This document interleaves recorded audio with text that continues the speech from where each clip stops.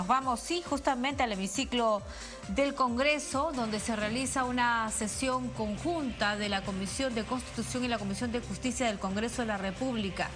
¿Por qué? Porque en el hemiciclo del Congreso se va a presentar el defensor del pueblo, Walter Gutiérrez, a fin de que él va a sustentar el informe anual 2015, el informe anual 2016 y el primer informe anual Mecanismo Nacional de Prevención de la Tortura y otros tratos o penas crueles, inhumanos y degradantes. Recordemos que en el año 2015 el Congreso promulgó la ley que amplía las funciones de la Defensoría del Pueblo como órgano encargado del Mecanismo Nacional de Prevención de la Tortura y otros tratos o penas crueles, inhumanos o degradantes. Así que el Defensor del Pueblo va a dar su informe ante ambas comisiones. Los dejamos con eso. Casos a nivel nacional, entre consultas, petitorios y quejas.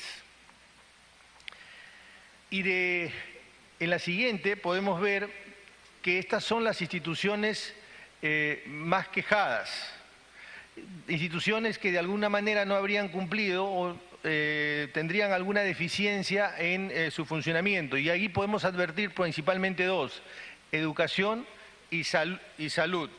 En la siguiente, que también tiene que ver con uno de los mandatos señalados en la ley orgánica, revelamos cuántas instituciones y cuáles cumplen con el deber de colaboración o cooperación con la Defensoría del Pueblo. Del 100% de las instituciones, el 66, casi el 67% colabora con la Defensoría del Pueblo, lo que implica que hay una gran cantidad de instituciones que comprende cuál es la función del Estado trasladada o expresada en la Defensoría del Pueblo.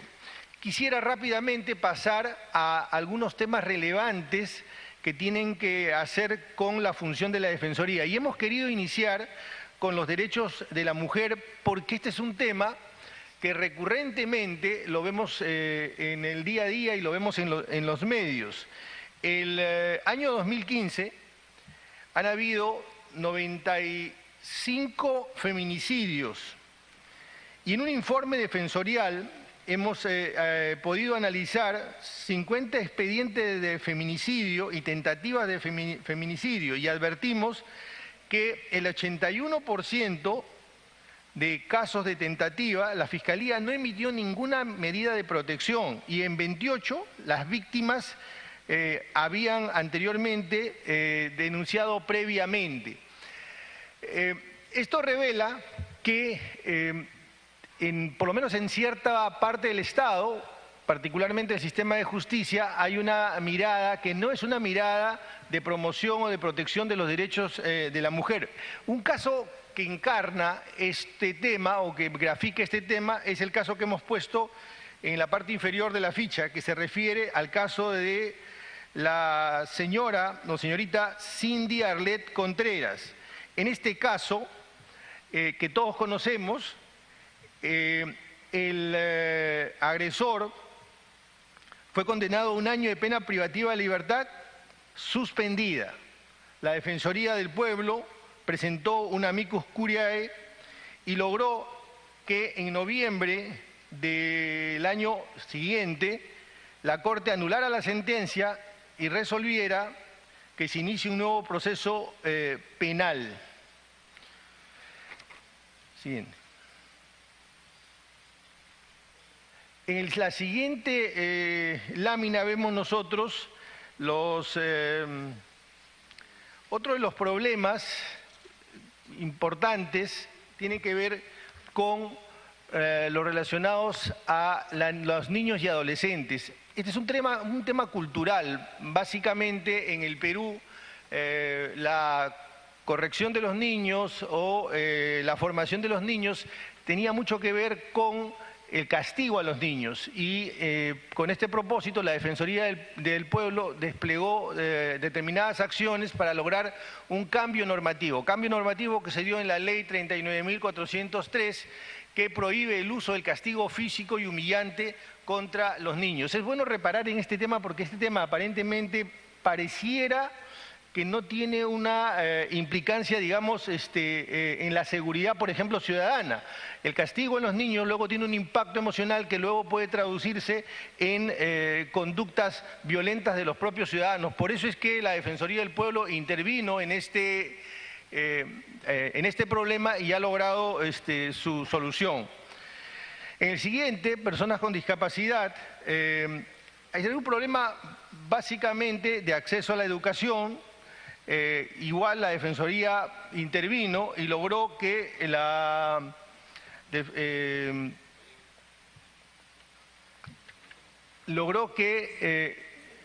permitió que se dieran determinadas normas que obligaban a todas las instituciones educativas, públicas y privadas, a no negar la matrícula de estudiantes con discapacidad, estableciendo cuando menos 2 vacantes por aula. El siguiente punto tiene que ver con las personas con discapacidad. Y el problema central aquí era un tema de identidad. Se requerían los certificados de discapacidad. La RENIEC solicitaba estos para poder emitir el documento de identidad. A través de la participación de la Defensoría del Pueblo, la RENIEC revirtió este requerimiento. Es importante aquí detenernos un segundo porque esto tiene que ver con el acceso a sus propios derechos de las personas con discapacidad. Si no tienen el documento de identidad no pueden tener acceso a estos derechos. Por eso era importante poder solucionar este problema. En relación a los derechos de los pueblos indígenas, que es el siguiente punto, el problema ahí era la alta mortalidad en materia, alta mortalidad maternal y alta incidencia en el embarazo de las adolescentes. Básicamente, allí, a través de un informe defensorial que fue el 169, se logró que la creación de la Dirección de Pueblos Indígenas en el MINSA y la aprobación de una política nacional de salud para pueblos indígenas. Siempre en el tema de derecho a la salud, aquí había otro problema importante que tenía que ver con lo que se conoce como el periodo de carencia o periodo de latencia. Las mujeres embarazadas no tenían acceso a la salud y a través de una acción de la Defensoría se logró que el sistema de salud atendiera a las personas que estaban en este periodo de carencia o en este periodo de latencia, lo cual resultaba un acto claramente discriminatorio. El siguiente es el derecho a la educación. Este es un tema de brechas. Resulta que el nivel de aprendizaje en el ámbito rural es del 16%. De cada 100 niños, 16 logran los niveles de aprendizaje y en el sistema o en el sector urbano el 46%. Siendo ya bajo el 46%, evidentemente la brecha es mucho más grande en el sector rural. A través de una supervisión de 556 colegios, la Defensoría logró evidenciar este tema y como vamos a ver más adelante, en el 2016 ya se da un resultado concreto. Uno de los temas que ha acompañado permanentemente a la Defensoría y en realidad también al Congreso, porque se ha manifestado a través de una reforma constitucional, de la cual también podemos hablar más adelante, es el tema del acceso al agua potable. 4 millones de personas consumen agua potable de camiones, cisternas, piletas, ríos, esto básicamente por un déficit de acceso al agua potable. A través del informe defensorial 170 se puso de manifiesto este déficit. Hemos logrado, o se logró en aquella gestión, que el Ministerio de Vivienda, Construcción y Saneamiento mejore el marco legal y establezca un programa de seguimiento para destrabar las obras paralizadas de acceso al agua y saneamiento. El siguiente tema se refiere al medio ambiente sano. Las cifras aquí son dramáticas. Estamos hablando de 8.616 pasivos ambientales y 6.065 pozos de hidrocarburos mal abandonados. En el informe 161, un llamado a la remediación, avances y pendientes en la gestión estatal, se logró que la OEFA inicie la identificación de estos sitios de contaminación para determinar el nivel de gravedad de cada uno. Y el Ministerio de Energía y Minas ha iniciado su intervención y ha aprobado ejecutar los planes de descontaminación. En materia de conflictos sociales,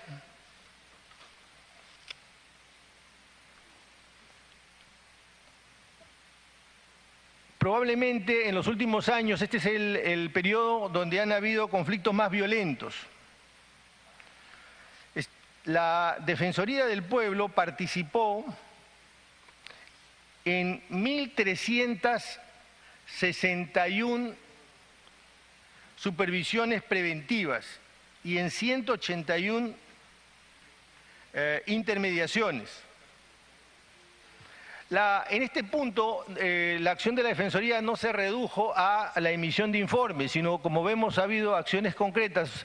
No obstante, como digo, en este periodo fue sumamente violento y hubieron 19 fallecidos y 872 heridos.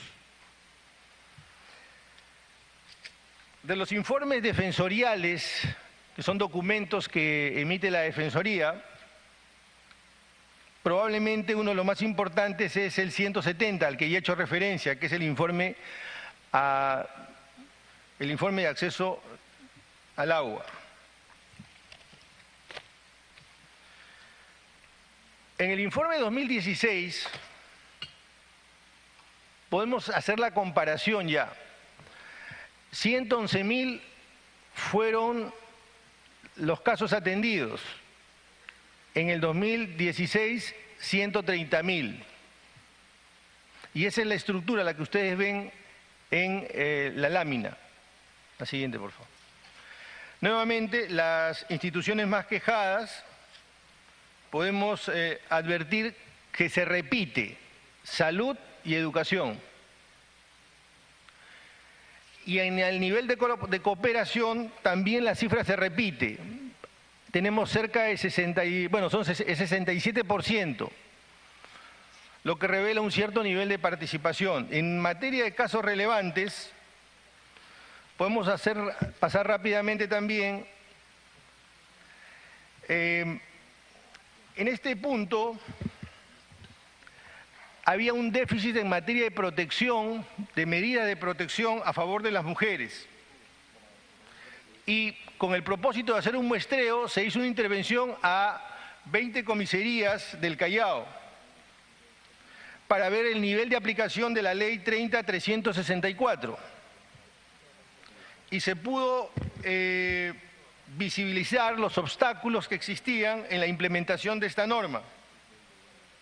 Estamos hablando básicamente de comisarías de familia, por eso es que podemos hacer el vínculo con los derechos de la mujer. La siguiente lámina tiene que ver nuevamente con los derechos de los niños y adolescentes.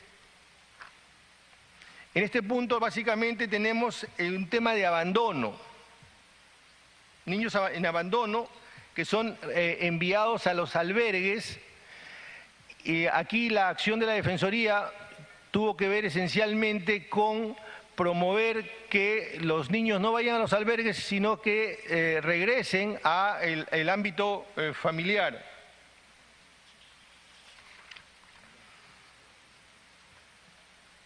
En personas con discapacidad, básicamente, el punto ahí es que la Convención establece que la legislación nacional debe adecuarse a reconocer de manera plena la capacidad jurídica de las personas. La Defensoría realizó acciones para que determinados magistrados puedan inaplicar algunas normas del Código Civil respecto a la interdicción. Este es un tema importante, interesante, porque tiene que ver cómo es que la acción de la Defensoría logra que a nivel del sistema de justicia se le dé prevalencia a la convención y no a la norma infraconvencional o infraconstitucional.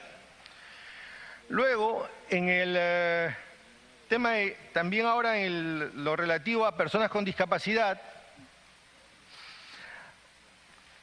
aquí estamos hablando de una ley. Hay una pensión no contributiva para las personas con discapacidad severa. El punto es que apenas el 7.8 de las personas que potencialmente podrían recibir este beneficio lo recibe.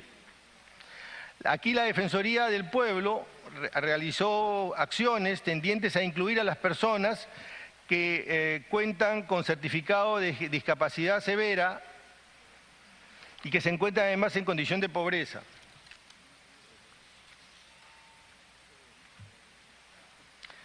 Siempre en el tema de protección de personas con discapacidad, en Amazonas, 560 personas beneficiarios del programa, menores de edad, no podían cobrar la pensión porque el Banco de la Nación exigía a los padres que presenten autorización judicial para efectuar el cobro de la pensión. Situación que se repetía en otras 8 regiones. La intervención de la Defensoría recomendó modificar la ley de creación del programa y eliminar la exigencia de autorización judicial y garantizar el cobro de la pensión de los menores de edad. Bien.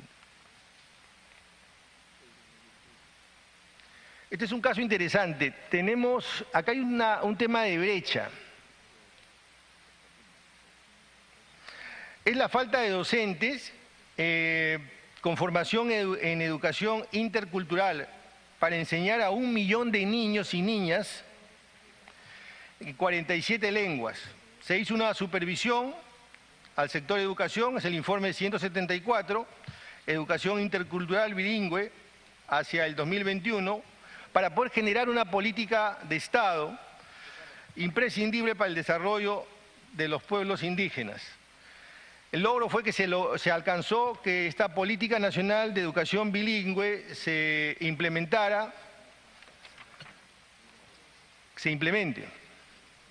Luego, derecho a la salud. La inadecuada atención sanitaria y los servicios de emergencia a nivel nacional. Quisiera detenerme en este punto porque esta es una de las líneas de trabajo que ha señalado esta gestión. La importancia del acceso a la salud, a una salud de calidad. Alguna vez señalé que para nosotros el derecho a la salud es una suerte de prederecho, porque si no tenemos salud, los demás derechos no se pueden ejercer, no se pueden materializar. En sintonía con esto, en esta gestión hicimos una supervisión de... Disculpe, defensor, solamente para señalar que con la presencia de la congresista Karina Beteta, ya la Comisión de Constitución ha logrado el quórum correspondiente, pasando de sesión informativa a sesión extraordinaria. Vicepresidente de la Comisión de... Sí. Gracias, presidente. Al contar con un quórum de 8, agregamos a los congresistas ya mencionados, al congresista Albrecht, Sonia Echevarría y Karina Beteta, con lo que también cumplimos con el quórum. Muchas gracias. Perfecto. Habiendo cumplido con el quórum en ambos de 8 congresistas, continuamos con la sesión. Sí, le estaba diciendo que para esta gestión, el tema, esto quiero subrayarlo, remarcarlo, el tema de la salud es muy importante. El déficit de acceso a la salud, la calidad de la salud es fundamental para un país y tiene implicancias sociales y económicas enormes. Por eso es que en esta gestión ya, en la nuestra, hicimos una supervisión a 90 establecimientos de salud y estos fueron los hallazgos. 81% de los casos atendidos en emergencia no tenían que ver con temas de emergencia. Es decir, solo el 19% debieron pasar por emergencia. El 79% de pacientes esperaban más de 12 horas en emergencia. El 67% de establecimientos con camillas en los pasadizos. La verdad, hemos reducido esta parte del informe porque también advertimos una suerte de desfase o retraso en el nivel de la tecnología médica. Quiero señalar que el acceso a la salud, el derecho a la salud, una de sus manifestaciones no es solo el dar un servicio de salud, tiene que ver también con el nivel de tecnología para poder dar este servicio de salud. Y nosotros advertimos en esta supervisión que en materia de tecnología hay un retraso muy fuerte en los hospitales y también un serio problema de mantenimiento, amén del tema de corrupción o el tema de una suerte de negocio paralelo de servicio de salud que existen alrededor de los hospitales. Esto ya nosotros, como digo, lo hemos advertido, lo hemos señalado desde el año pasado.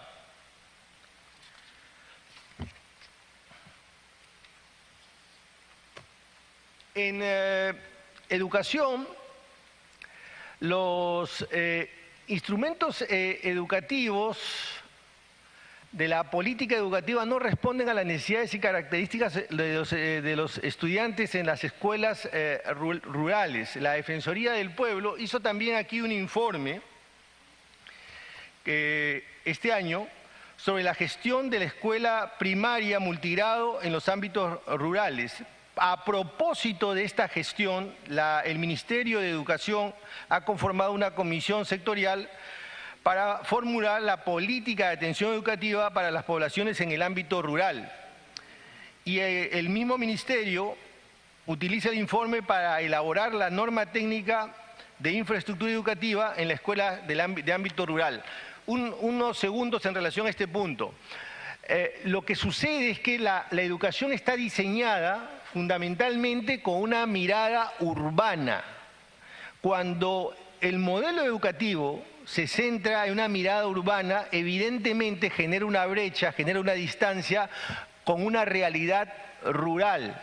Es por eso que la Defensoría hizo este informe en esta gestión para poder evidenciar esto.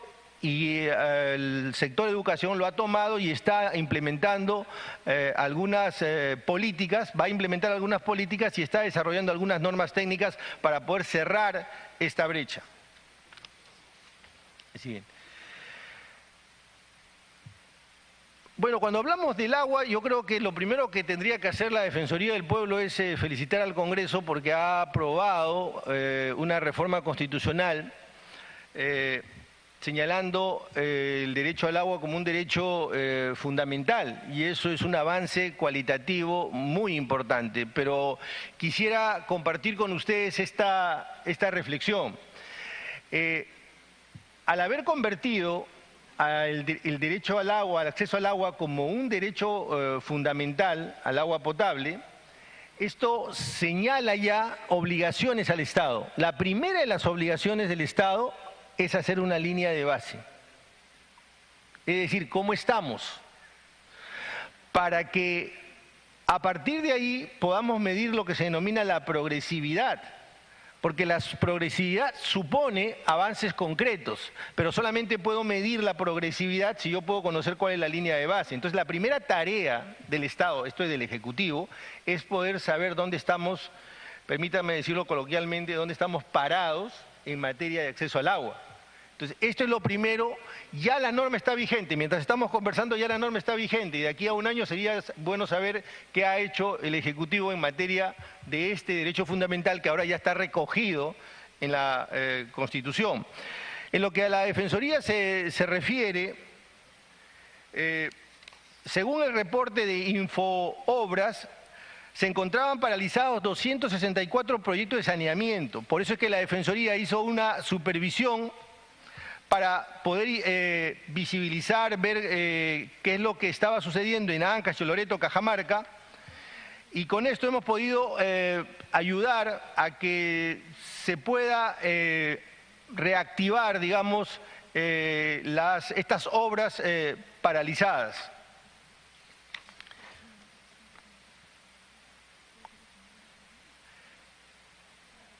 En el punto siguiente, el Poder Ejecutivo no cuenta con 8 reglamentos ambientales y con 11 reglamentos de participación ciudadana para la prevención de la contaminación ambiental, según lo prevé la Ley del Sistema Nacional de Evaluación de Impacto Ambiental. Se hizo aquí también una supervisión y esto ha logrado que se impulse la creación de la ventanilla única de certificación ambiental y se ha logrado ya, en relación a ese déficit normativo que había, que se prepubliquen reglamentos que están actualmente en debate sobre minería y participación ciudadana. En materia de conflictividad, nuevamente, los conflictos socioambientales son los más importantes, los más numerosos, y el nivel de participación de la Defensoría. El año 2016 hubieron 1.510 supervisiones preventivas y 189 intermediaciones. Los informes defensoriales han habido 2 básicamente. Uno tiene que hacer con la educación intercultural, al que hice referencia hace un momento, y los derechos humanos de las personas LGTBI, la necesidad de una política pública para su atención. Esos fueron informes del año 2016. Quisiera, presidente, pasar rápidamente a otra obligación que era motivo también de la citación, que es el informe de prevención de la tortura.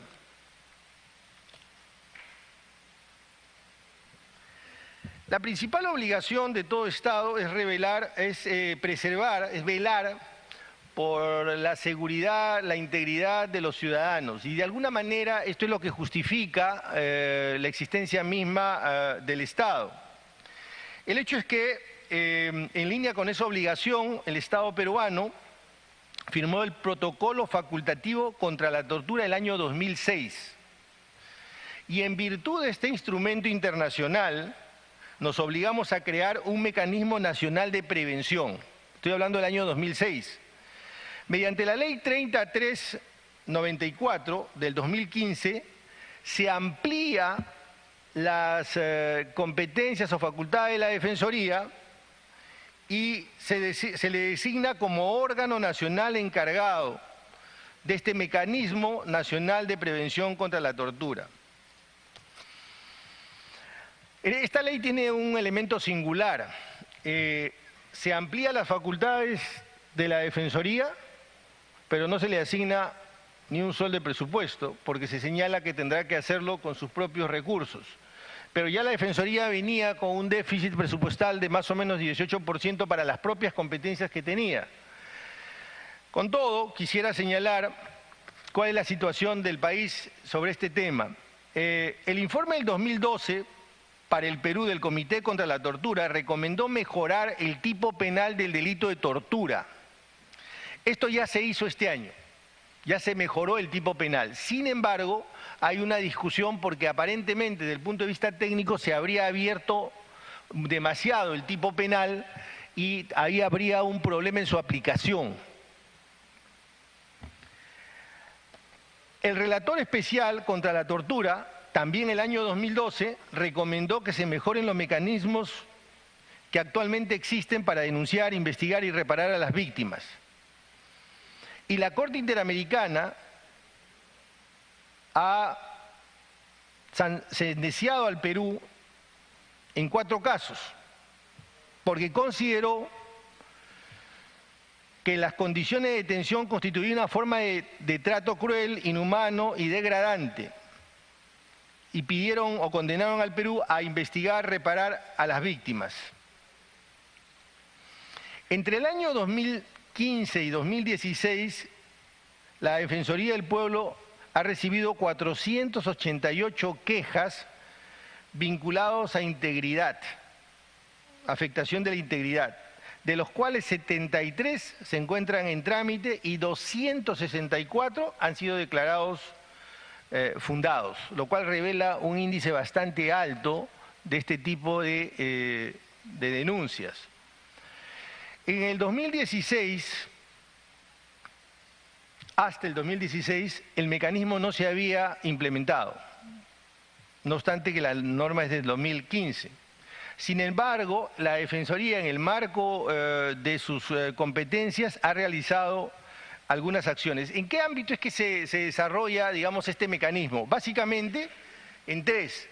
Primero, la privación de las personas que están privadas de libertad, enfermos mentales y detenidos en dependencias policiales.